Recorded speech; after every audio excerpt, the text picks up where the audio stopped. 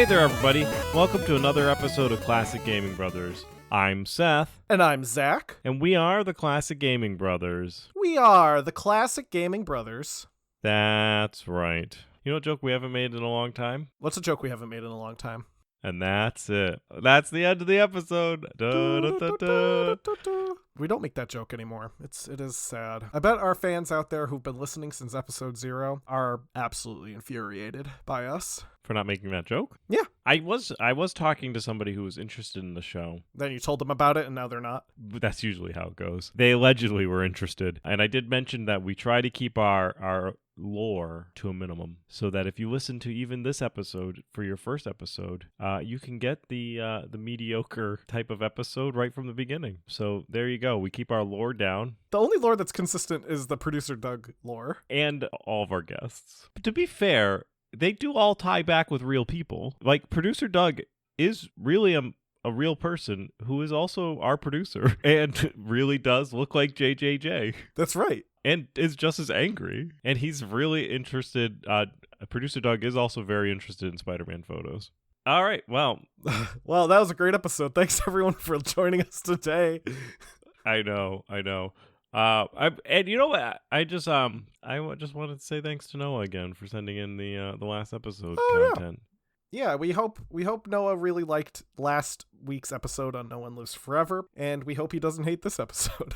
Anyway, that's enough witty bants for one intro. Seth, what have you been recently playing? You always know when the episode's going to be short when the witty bants go on for a while. Because it's the longest of bants. Zach, I've been recently playing Agatha Christie Murder on the Orient Express, which is not only just there's a movie that is about the Orient Express. There's a few. There is actually a few. There was one that came out recently, and then there are some other ones, and I believe they probably have a direct TV show as well. There was a radio play in the 90s. Ooh. There was a Soviet radio play in the 60s. There was the 1974 movie with Albert Finney as Hercule Poirot. There was the Kenneth Branagh movie in 2017. There was a German television movie in 1955. There was also a 2001 made-for-TV movie starring Alfred Molina as Hercule Poirot. And a 2010 episode of Agatha Christie's Poirot with David Suchet, where he plays Hercule Poirot again, because he was playing Hercule Poirot for a while. And there's also a 2015 Japanese television adaptation and a video game that Seth is playing. Yes, Zach and I both like Hercule Poirot. I like Agatha Christie too. The sequel. And yes, the sequel. She came back. Actually, so Agatha Christie too. So there's the mail subscription service of Hunt a Killer. Yeah. They got the license for Agatha Christie. So they did a promotion for their Agatha Christie themed Hunt a Killer game. This is not a promotion for them, but I mean, I guess I've never done a Hunt a Killer game. They've seemed interesting though. But so they had Agatha Christie themed Hunt a Killer game, and they said the Queen of Crime is back, a collaboration between Agatha Christie and Hunt a Killer. And a couple of comments were like, I had to look up Agatha Christie to see if she was still dead.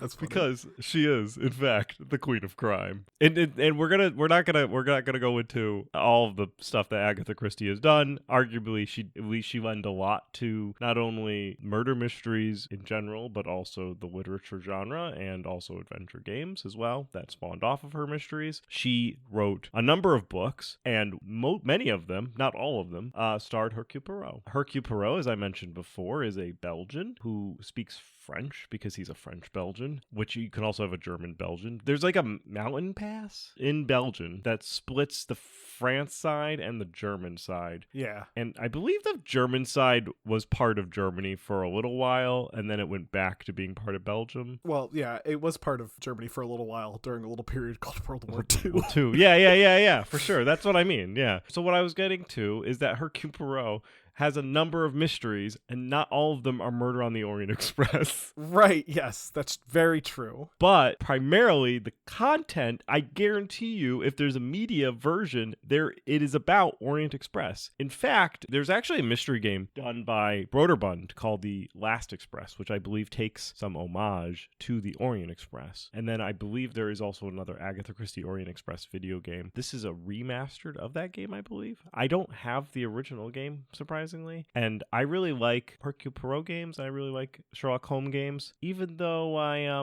generally know about most of the mysteries, which you would think because I know how it ends, maybe I wouldn't want to play it, but I still do. So anyway, Agatha Christie Murder on the Orient Express was developed by Microids Studio Lion and published by Microids. And you step aboard the legendary Orient Express and you get to play as Hercule Poirot. What I like about Hercule Poirot is that he is a smart detective, and he is a little bit different from Sherlock Holmes because he's not addicted to cocaine. So he's still a jerk. Like, Hercule Poirot is objectively still kind of an asshole. Yeah, but I think he's just an asshole because he's an asshole. Sherlock Holmes is, I think, a more aggressive asshole than Hercule Poirot is. Now, I saw the game come out.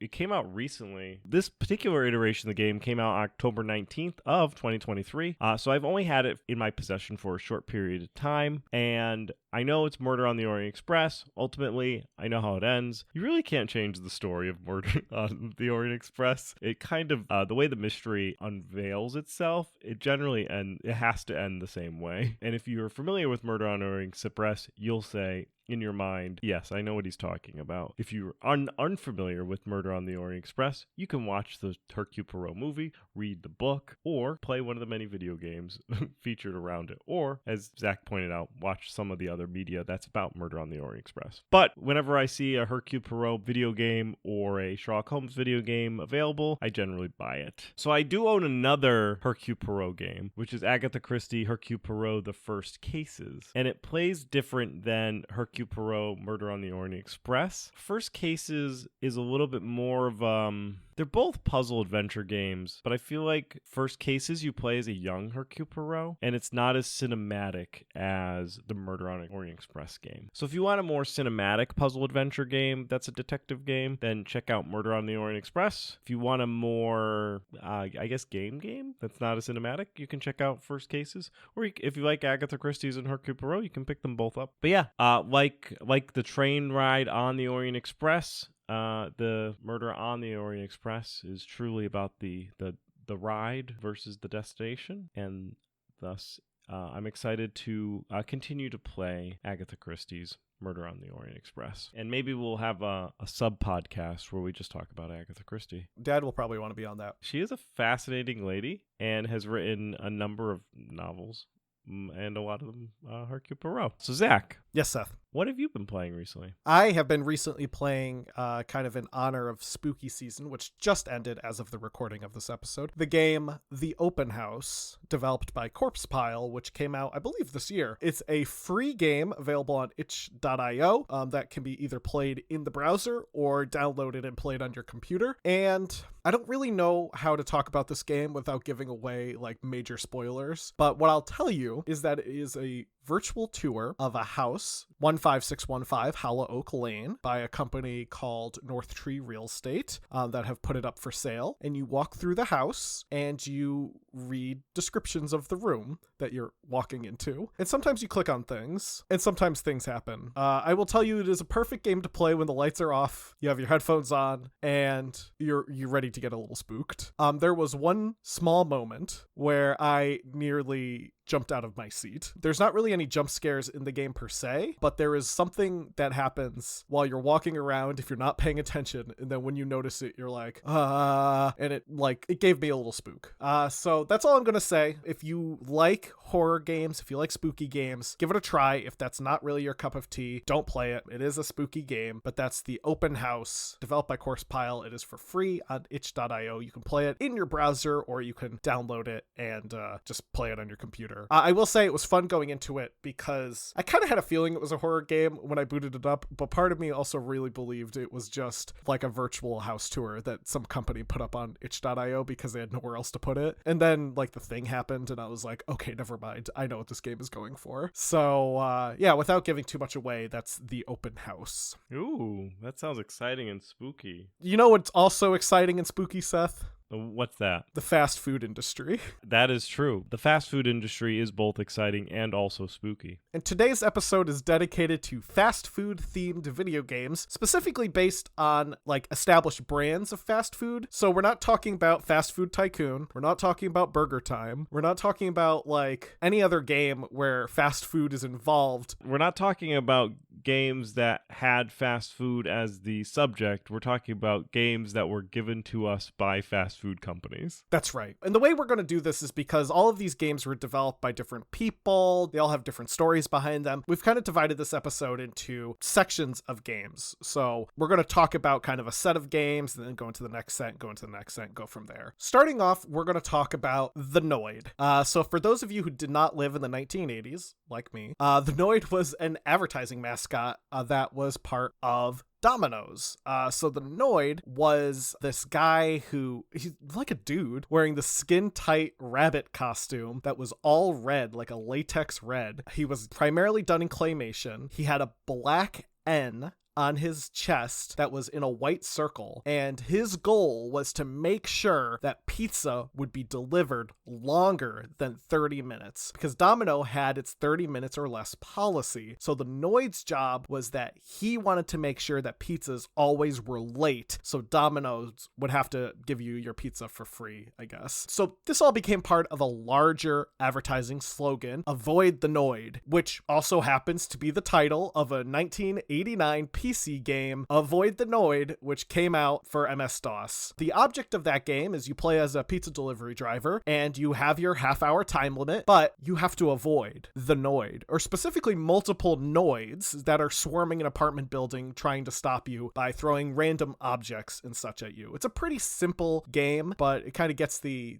point across of what they were going for with their advertising campaign at the time. Do you have an actual half hour to deliver the pizza in the game? It's an actual half hour, maybe a little faster. I'm watching a gameplay footage right now, and the second hand is ticking down a little faster than like normal, but it's still like going at a tick. So the game has really obnoxious sounding music, which I'll drop in a little bit here.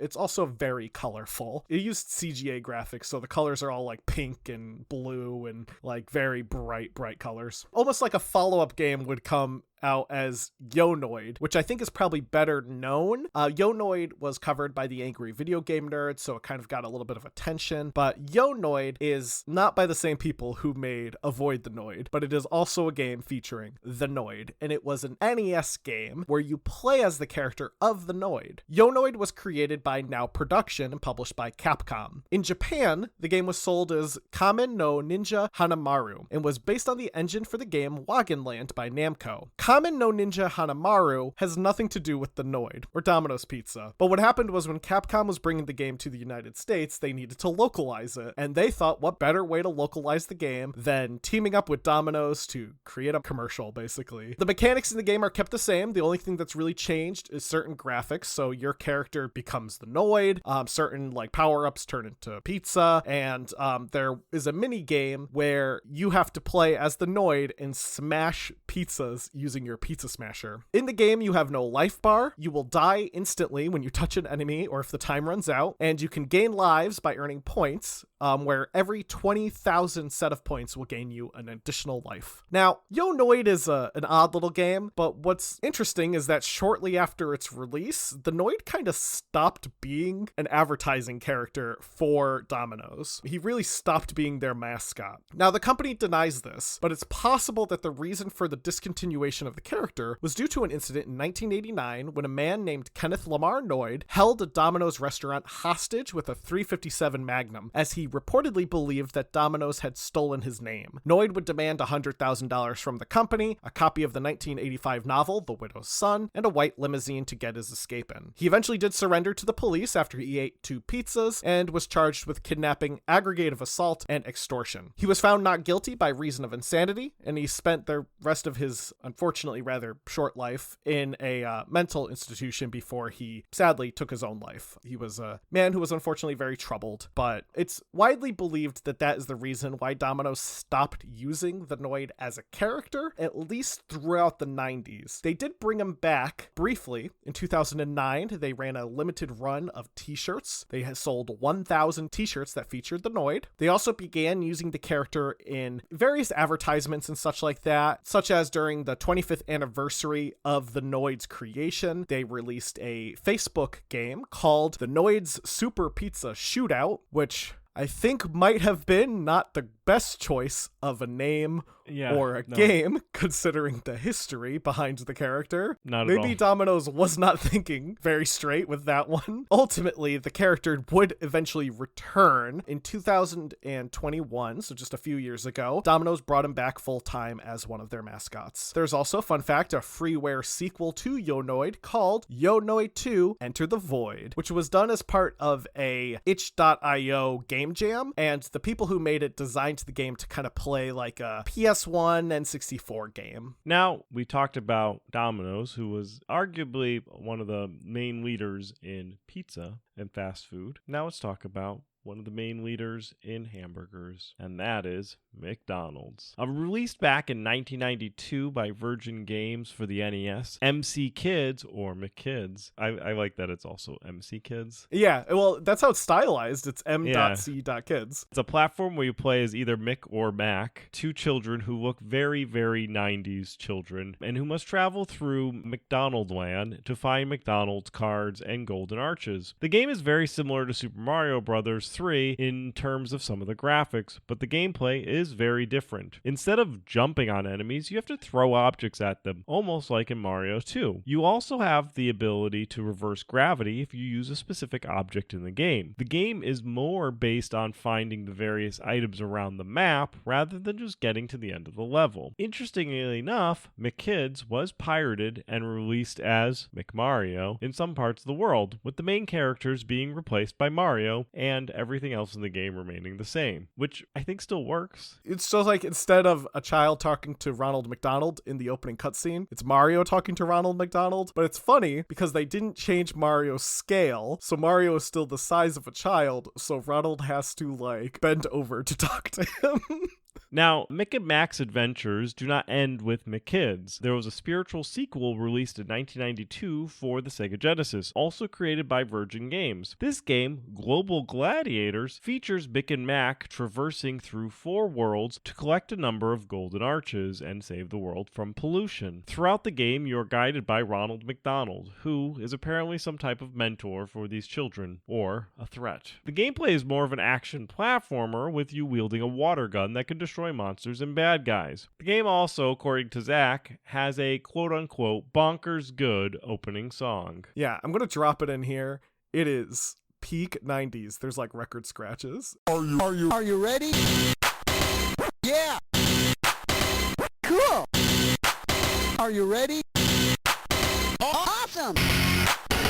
Yeah. Now, a third McDonald's game would go on to be released in 1993 by Treasure, which has done a number of other great games, such as Gunstar Heroes, and which has nothing to do with the Mick and Mac characters. In this game, McDonald's Treasure Land Adventure, you play as Ronald McDonald, and you must travel through various colorful worlds and collect pieces of a map to find buried treasure. Treasure, the company that developed it, was founded in 1992 by Masato Maegawa and other former Konami employees. Reportedly, he was frustrated with developing sequels for the established series and wanted to work on an original game. This game that they wanted to make would go on to become Gunstar Heroes. However, Treasure was not able to secure a contract with Sega as they hadn't put out the game yet, so Sega said, why don't you develop a McDonald's-themed game first? Well, I guess the thing is, Sega was like, because they hadn't even made Gunstar Heroes yet, they could have been like, hey, this game you want to make sounds great, but we've never seen you make a game before.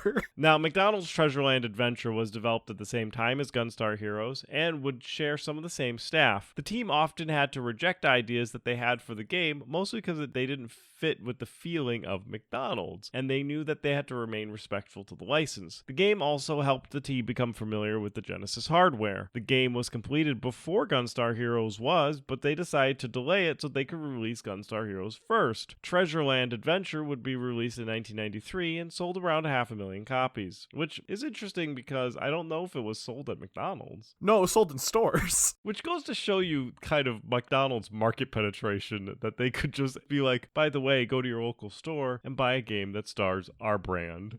The thing is, like, if you look at Global Gladiators, if you look at the cover for that game and you hear that name, you would not think it's a McDonald's game. It's not called McDonald's as Global Gladiators. Yeah. It's called Global Gladiators. And the picture for the cover is like, it's two kids hanging out in front of a Flemloid. Like, it's literally a green creature and two kids like doing thumbs up in front of him. And it says Global Gladiators. That's all. You would not know it's a McDonald's game until you like popped it in, or if you just looked at the back and there's a tiny little golden arch at the bottom of the label. They're like, we're coming to get you. This is like in their peak subliminal messaging phase. The last McDonald's games that we're going to talk about is not really a retro game as it came out this year. However, it is a retro-themed type game. Released in June of 2023, and to celebrate the birthday of McDonald's character Grimace, Grimace's Birthday was released for free by Cruel Toys. It's free to play online in your browser, but the coolest thing is that it's an actual Game Boy Color game. Not just designed to look like a Game Boy Color game, an actual Game Boy Color game that can run on real Game Boy Colors. The ROM was able to be downloaded directly from the site, and after flashing it to a cartridge, if you desire, the game could be placed within your Game Boy and you could boot it up and play Grimace's Birthday. In the game, you play as Grimace, who is the large purple monster, and your job is to collect purple milkshakes because it's your birthday. You also get to do skateboard tricks because you're cool, also a purple monster. Now, Zach, you actually did this, right? You downloaded it for free and then put it on a cartridge? Yeah, I did, and it works fine. And then played it on Game Boy Color? And I played as the Grimace. My favorite thing about the Grimace is, first of all, he was first supposed to be evil, but now I think he's good. Is the Hamburglar evil? The Hamburglar is evil. He steals hamburgers, but Grimace was introduced in 1971 as Evil Grimace. But now he just hangs out. He's just kind of a lovable oaf, isn't he? According to Wikipedia, he steals milkshakes and is the embodiment of a milkshake or a taste bud. Fun. He's a milkshake stealer, and the Hamburglar is a hamburger stealer. Who else is in the cast of the McDonald's? Were there two children or twins? Was that Mick and Mac? Mick and Mac are just exclusively for the games. There were also the children that were featured in the VHS releases that were done by Klasky Supo of Ronald McDonald stories. Those kids are only for that. But there was also Mayor McCheese, Officer Big Mac. There was Captain Crook, who was a brief character. He was a pirate. Wasn't there a female? There was Hamburglar? Birdie. There might have been a female Hamburglar. She's in the show. I forget her name though. There are the Fry Kids, who are they look like tribbles, I think, and they have arms or something. Oh, they're not like bananas in pajamas, except as fries. The MCU is vast indeed. The McDonald's Cinematic Universe. Then there was the TV show. Well, it wasn't a TV show. It was a direct-to-video VHS series created by Klasky Supo. It was called The Wacky Adventures of Ronald McDonald. It was live action, wasn't it?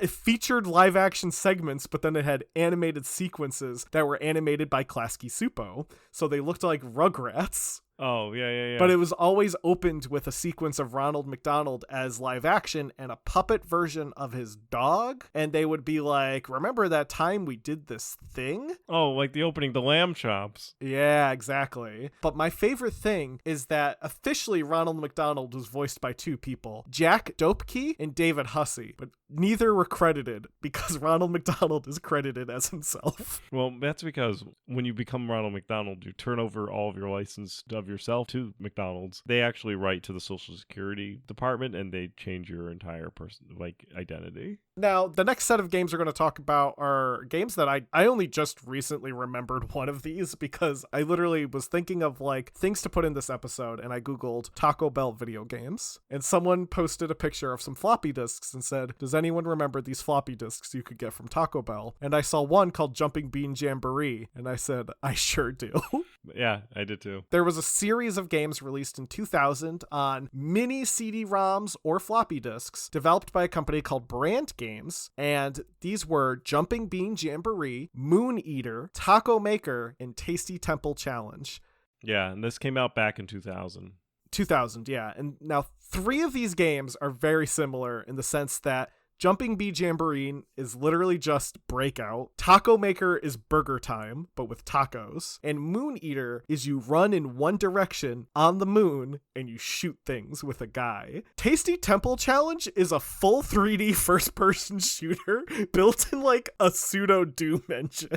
Is Tasty Temple Challenge kind of like the Taco Bell's version of Chex Quest? I'm pretty sure, yes. You play as a child as you go through an ancient temple, and you have to find keys, and you have to shoot snakes with hot sauce, and when you shoot them enough, they explode and turn to dust, which I'm going to say is not the best way to advertise your hot sauce, implying that if you eat too much of Taco Bell hot sauce, you will explode and turn into dust, or that it's used to fend off poisonous snakes. I mean, arguably enough Taco Bell hot sauce will probably fend off poisonous snakes. They also released a series of games based on the X Games, which are like the series of like hardcore sports of like bicycle riding and rollerblading. I was reading through the notes as we were rolling through this episode, and I got to the part where it was talking about Taco Bell's releasing a series of game based on the X Games series of sports, and I thought Zach was putting in notes about the the XCOM series. That would be so fun. And then I was just thinking about a collaboration between Taco Bell and XCOM. Can you imagine a Taco Bell game where you have to send down a squad of people to go like, I don't know, go find a like burrito?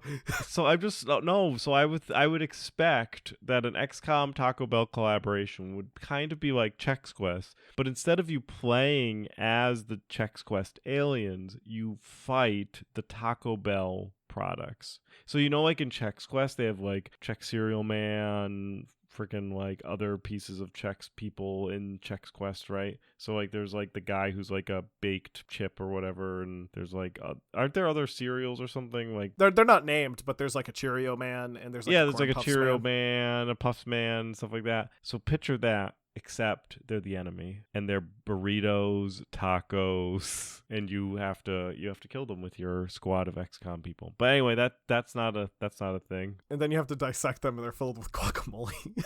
Yes.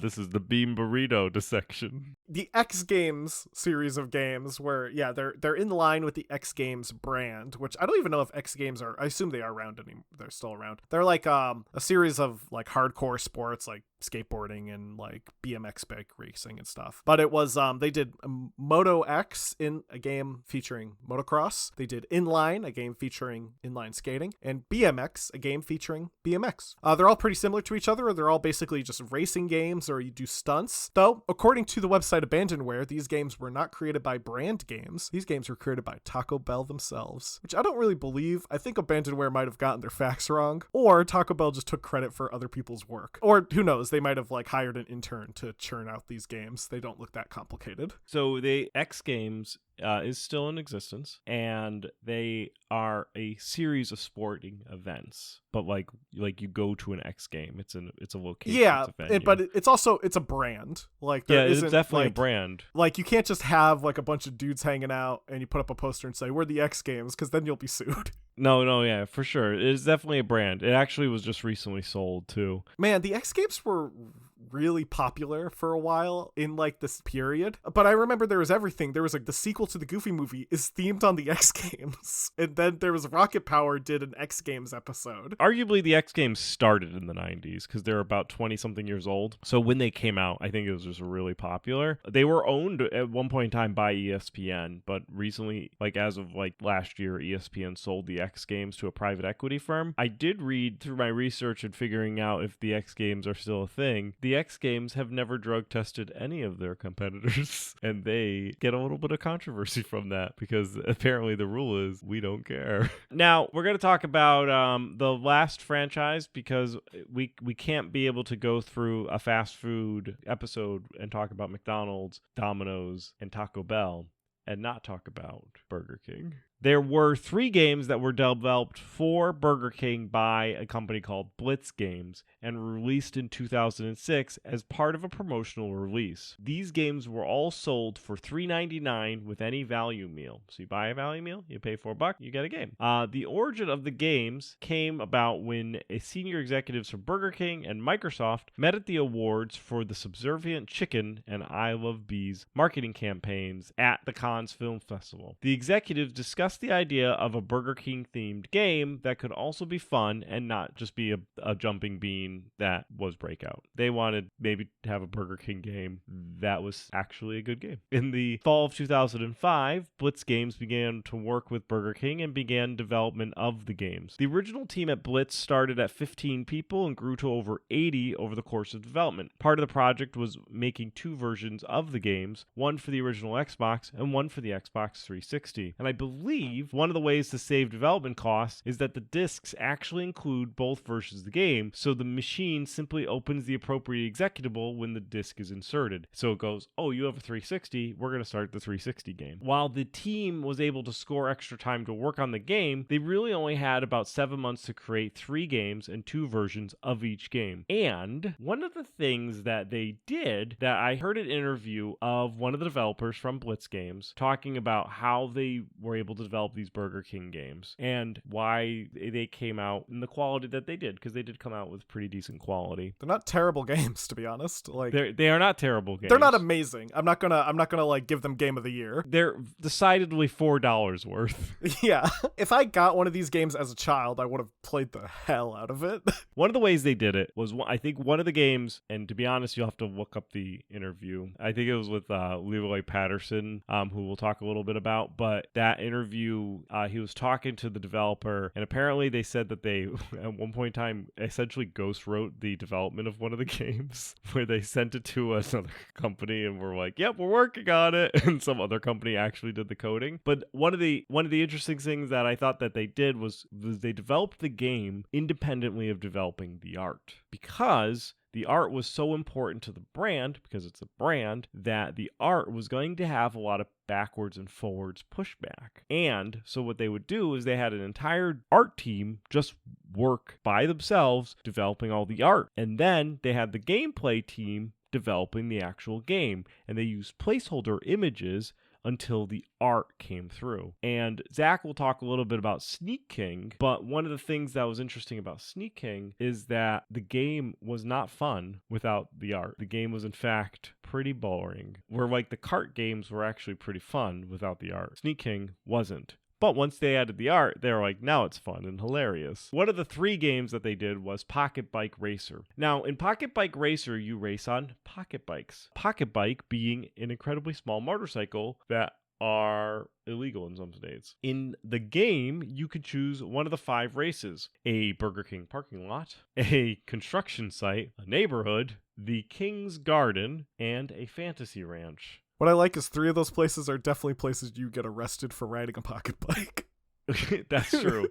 And the Fantasy Ranch is one of them. The game features multiplayer with up to 4 players split screen and 8 players online with Xbox Live, or a single player game. The game also predominantly features television personality Brooke Burke on the cover and as a playable character. Now in Sneak King, it's a stealth game that originally was going to be a top-down puzzle game, but evolved into what it is, which is a little terrifying. In the game, you play as the King, who's Burger King's, in my opinion, very creepy mascot. He's like a man wearing a king outfit and a plastic head with a weird looking smiling face on it. What I find kind of interesting is if you take Domino's, Taco Bell, Burger King, and McDonald's, and you take those mascots and you look at them, the 2 that are not human are the ones that aren't the weirdest. Arguably, Taco Bell has a dog as their mascot, or did, and the Domino's has the Noid, which is some sort of creature. They are not creepy. Ronald McDonald and the Burger King are creepy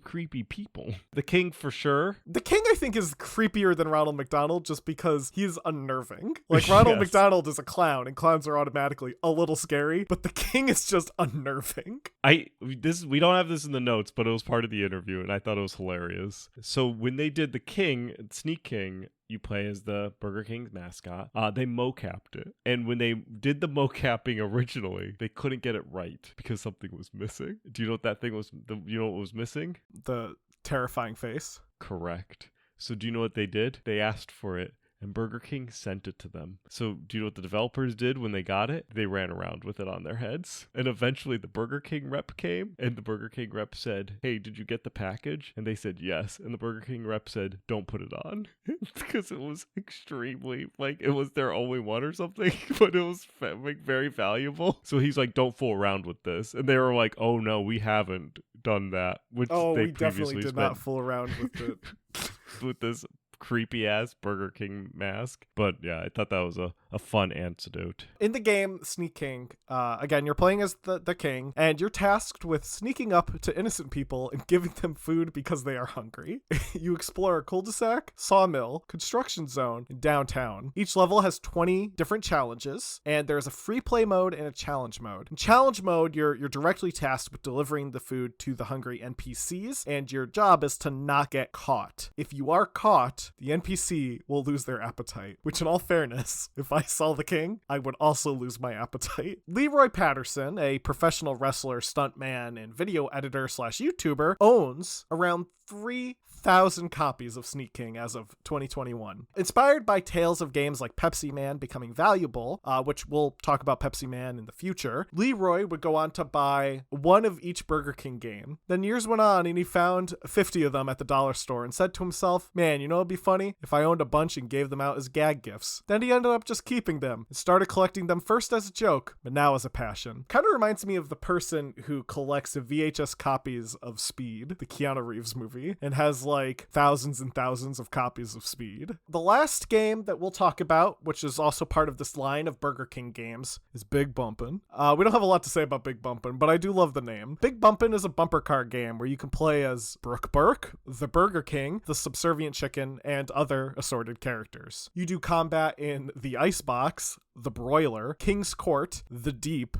and Monsoon of Doom. 3 of these places sound like other names for prison. The game featured 4-player multiplayer, and you could do 8 players using Xbox Live. These games are not terrible, the Burger King games. They're playable. Part of the appeal of Sneak King is the fact that you are playing as this creepy king and trying to give people food without their consent. Like, you're sneaking up on people and just handing them burgers when they're not looking. And doing this without the Burger King aesthetic would make the game significantly less fun. But I think that's kind of a case with a lot of these games. I mean, if you think about it, part of the appeal of a game like Tasty Temple Challenge or Grimace's Birthday or McKids is the fact that there is also the appeal of the fact that these are themed in some way, right? Like, I feel like McKids would just be a generic platformer if it wasn't for the fact that Ronald McDonald is tasking you with the job of collecting McDonald's cards. Or Yo Noid would just also be a generic platformer if the job wasn't to try to delay pizza delivery men. There is kind of a fun appeal to these games because of the fact that they are fast food themed. Yeah, for sure. Well, that's going to be our episode on fast food games. We may do an episode about fast food themed games. Yeah, who knows? I mean, we can still talk about Burger Time and Fast Food Tycoon. There's also always a time to talk about Pepsi Man. That's true. There are a series of games that Pepsi's done. So if people enjoy this episode talking about games that were fast food games, we can also go into other weird companies that made weird games, like Pepsi. Anyway, to get on to the retro rewind, Zach had me playing Soccer Kid, which is a 1993 side-scrolling platform